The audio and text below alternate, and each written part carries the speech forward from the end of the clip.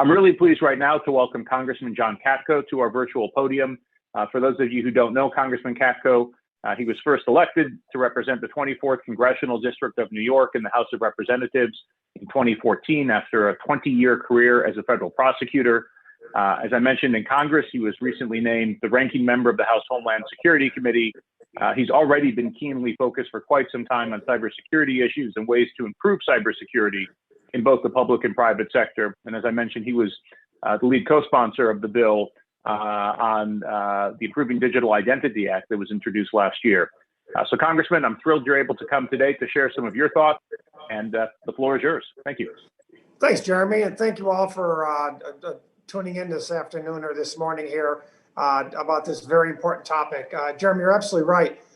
When I became the Republican lead for the Homeland Security Committee, I made it clear that my #1 priority would be cyber-related issues, and as you'll hear from my speech, about why that's such an important topic, and it's getting a very good response from the Democratic leadership. So I think we're going to have some good stuff this term, and I'm excited to talk about all of that today. But as you all know, our Homeland Security, national security, economic security, and way of life are threatened in unprecedented ways by highly sophisticated adversaries. Simply being vigilant is no longer enough. Today's threat environment demands a posture of unwavering resilience. This is particularly true for ensuring the sanctity and resilience of our digital identities, as almost everything we do in a digital world flows downstream from this. So let me say something that doesn't get said enough, but in today's world, digital identity is Homeland Security. Let me repeat that. Digital identity is Homeland Security. One is foundational for the next. Think about it. Online banking, airport check-ins, authentication on your corporate network, tax form filing, requesting health records. All of these require confirmation that you are indeed who you say you are. These issues will be a big focus of mine going forward. And I'm honored to lead the House Homeland Security Committee of Republicans, building off a career working to protect our nation and holding those responsible who seek to disrupt it. Cybersecurity and digital resilience issues will be a top priority within that portfolio, and for very good reason. Over the past several years, we have seen a significant rise in the number of cybercrime-related attacks against our nation's critical infrastructure, state and local governments, and small businesses. It's been crippling. Cutting across all these lanes of cyber risk is a concept of integrity of digital identity. We know that our cyber adversaries are highly sophisticated and always looking for novel ways to maximize the consequence of their malicious actions. The COVID-19 pandemic has only increased the attack surface for them to target. Everyone's home office is now a potential entry point to compromise broader networks. And Lord knows, in the last few years, the amount of entry points in any home, even pre-pandemic, has exploded. This just reinforces why it's so critical that the people who are accessing our critical systems are indeed who we actually want on those systems. That's why I was heartened to see that CISA included identity management as one of its 55 national critical functions. That's well-deserved recognition that's ensuring the integrity of digital identity is equally important to Homeland Security as, say, keeping the lights on. Both very different, but equally important. That is why I'm proud to continue to work with my colleague, Congressman Foster, and others to reintroduce and advance the Improving Digital Identity Act in the 117th Congress. As you know, the legislation will form an interagency task force on security digital identities, including representatives from the Department of Homeland Security, which plays a leading role in this space. The legislation will also establish a standard framework for federal agencies when providing digital identity verification services. But lastly, and for sure, which is something very important for all of you, the legislation establishes digital identity innovation grants to support state and local governments to develop secure systems. And we're working on trying to make sure that that's very well beefed up going forward. Lastly, I just want to touch for a moment on the biometric entry and exit issue. That's something that's very important to me in my role as Homeland Security. After 9/11, Congress authorized the implementation of biometric data, fingerprints and face, collection at points of entry to enhance security.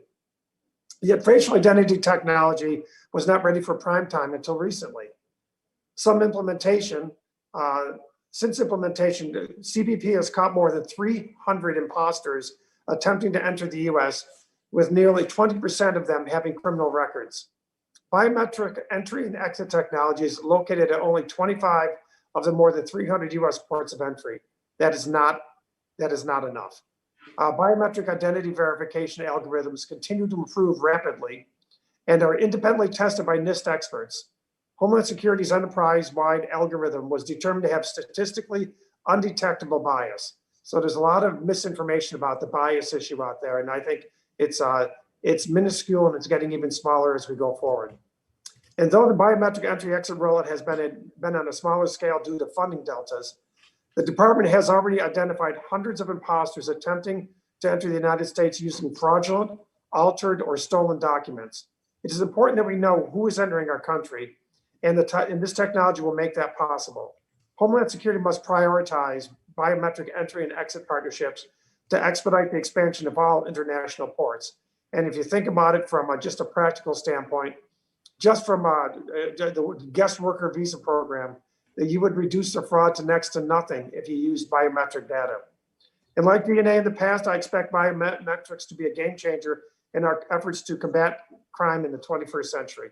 It certainly was a game changer for me, and as a prosecutor, and going forward, I'd like to see more of it. And with that, I look forward to the discussion here today, and you can ask me about any topic you'd like. I'm happy to answer any questions. Great, thank you. Hey, I really appreciate you taking the time to come today. I've got a video camera that likes to go blurry at just the wrong time. Hopefully you can see me now. Wanted to start, you mentioned real quick during your discussion that you'd partnered with Congressman Foster on a bill last year. Wondered if you had any more thoughts on the timing of reintroduction this year, whether there be any tweaks to it or prospects in the Senate. What are your thoughts? Sure. It's highly likely we'll get it introduced this first quarter, and it's already February. So the next 4 to 8 weeks, there's no doubt we're going to introduce this thing.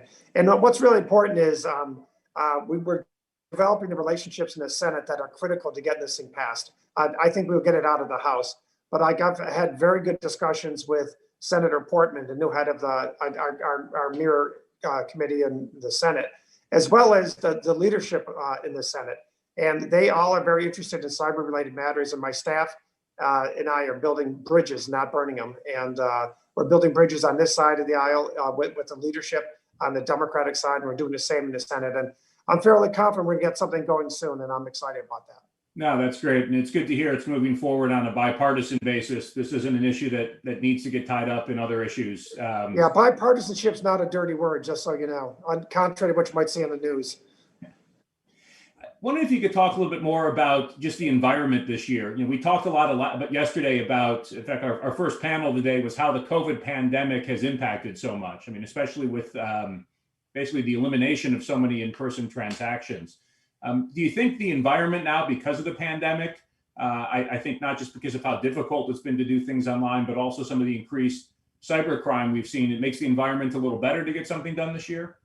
You know, necessity is the mother of invention, and I think the SolarWinds intrusion really opened a lot of people's eyes. There's so many other things going on that overwhelm that, but the people in the know, people like myself and people on Homeland Security, my counterpart, Benny Thompson, we understand how important it is. I don't think there's ever going to be a better time to do cyber-related issues than now.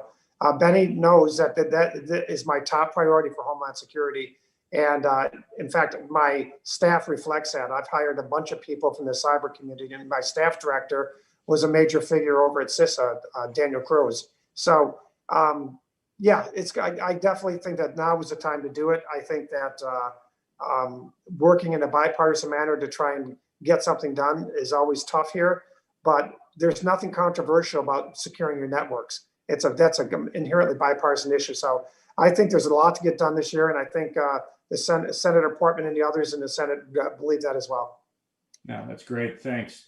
And I wanted to touch a little bit on SolarWinds and also some of the role that passwords might have played in it. I think one of the interesting things we've seen is that it's an APT, advanced persistent threat, for those on the audience who don't know the lingo, which means you've got a determined attacker who's using a whole bunch of different tactics in order to try and launch breaches. And one of the things we've been learning in recent weeks from what's been coming out from CISA and other agencies is that some of the breaches that are tied to what I think we're sort of calling at a high level the SolarWinds APT weren't actually tied to SolarWinds products at all, but through other attack vectors like compromised passwords.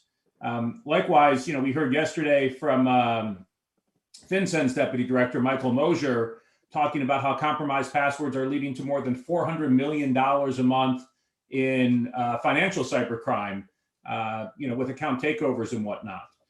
So wondering, as you're looking at, cybersecurity issues more generally in the Homeland Security Committee, are there things that you guys could be doing to help push government and industry away from passwords into stronger types of authentication? Yeah, well, first of all, I appreciate you saying that SolarWinds is just the tip of the iceberg. And I think a lot of entities out there dearly hope that it stays only to those two words, SolarWinds, and others, and the other issues, other entities don't get mentioned as much. But here's the deal. We've been impressing upon colleagues that this campaign was much, much larger than a single company, and there's no question about that. I've been impressing upon my colleagues that since it happened. Last Congress, I introduced the Cyber Essentials Act. It's a bill directed by that directs CISA to publish evidence-based user controls that Americans can use to bolster their cyber hygiene. Dual factor authentication is one, for example, protecting and better protecting your home Wi-Fi's and on and on. And CISA has really responded to the challenge, I think. And I've been very pleased with their ability to develop a response to our prioritization of this issue. And the CISA's Cyber Essentials Toolkit is one of them. I think that's something that my team and I are working to build upon this term in Congress, is to build even more capabilities with CISA to help us in this area.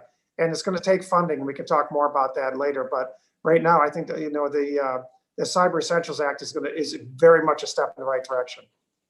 No, I agree. That's a great bill, and hope to see it come up again. Let me pivot just a little bit to funding, and particularly the topic of state and local cybersecurity funding. So the bill you partnered with Congressman Foster on last year would have created a new set of, I think it was called Digital Identity Innovation Grants at DHS, that be focused on seed dollars to help states accelerate their investment in upgraded digital identity systems, particularly making the transition of, well, how do you transform the DMV from issuing plastic cards to something that's a digital identity as well? I know separately you worked with Chairman Thompson on a bill that would set up a DHS grant program that helps states fund cybersecurity improvements sort of across the board. Given the criticality of secure identity infrastructure to better cybersecurity, how do you see those two efforts sort of playing out this year? They're inextricably interwoven. You have to do both, and you have to push both. And I'll just digress for a moment, give an example with election security. This is how fundamental the problem is at the state level. They're not funding their cybersecurity the way they should. I did a roundtable up in my district before the election last year, about a year ago, and the IT person that works to keep the election system secure is they share time with all the other county agencies, and each county has their own election security official. So when they're getting all the communiques from the task forces, the digital task forces that we have set up, the people can't even digest them, the people that are running the election security agency. So they're relying on these IT guys, and these IT folks are stretched so thin they can't possibly digest it either. So we set up a grant program just to give them regional-based IT folks that are specifically laser focused on that. That's how fundamental the problem is. So overlay that with what you're talking about, drilling down into the nitty-gritty more. They just don't have the capability to do that. And what we got to do with these grants is not just provide the money for them and get the money to them, but we have to kind of make sure that they're using it in the right way and have some guardrails on it. So if we say you need to do this for digital identity authentication issues, make sure that's where the money's going and that they're using it for that. So yeah, this is definitely going to be a high priority for us going forward. Great. Now, we're going to have a panel in about an hour, actually, with Michael Kaiser from Defending Digital Campaigns and folks from Google and Yubico, and actually the DNC CTO, Bob Lord, talking about how they were using FIDO security keys like these to, lock down campaign accounts. And, just one good success story, I think, of, efforts like yours over the past year have helped to at least get people focusing on all of this, as opposed to, I think, what we saw a few years ago, which is unfortunately not prioritizing these with, sometimes not great consequences. Yes. That's the only question. Those are all my questions for today. I really appreciate you taking the time to come talk to this group. We've got a few hundred people online participating. Really appreciate the partnership and the assistance, and we're looking forward to working with you more this year. So thank you again for taking the time today. Well, I appreciate it. And I just want to make sure, don't wait for us to ask you. You have to be offensive with us and tell us what you need and when you need it. And our shop is always open. Like I said, Homeland Security has a very broad mandate, but there's nothing more broad than the cyber security issue. It crosses all lines. It affects everyone in this country, and it's something we've got to be laser focused on. And the good folks like you who live and breathe this every day, you got to tell us what you need and when you need it. Okay. All right. We appreciate it, and we'll definitely stay in touch. And thanks again. Okay. For the time to talk all with right. us. Thank you very much. Thanks now.